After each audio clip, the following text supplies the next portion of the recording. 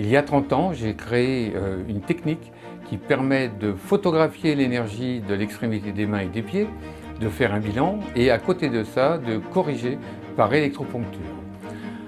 Lors de nos premiers clients, nous avons vite compris qu'il fallait organiser toute la partie pédagogique en association et donc l'AIK, Association internationale de képhénothérapie, a vu le jour.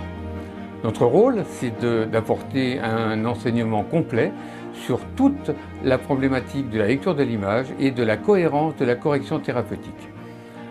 Nous apprenons à lire les images en tenant compte d'éléments très importants. D'une part, la cohérence de la photo qui nous permet d'avoir une uniformité sur la relation circulatoire énergétique. Ensuite, nous apportons la correction par électroponcture avec un appareil qui émet des sources d'énergie différentes qui sont au nombre de 4.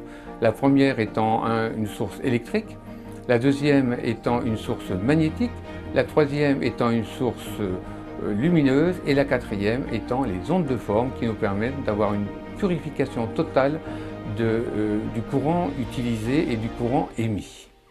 Ensuite, pour arriver à avoir une interprétation de l'image, nous allons 3 phases.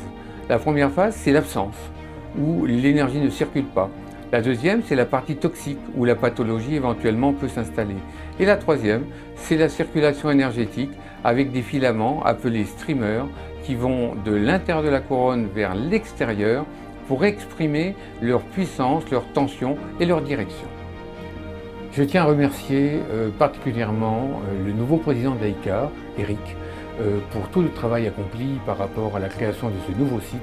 Et je souhaite de tout mon cœur et de toute mon énergie, bonne chance au nouveau site de l'Association internationale de képhénothérapie.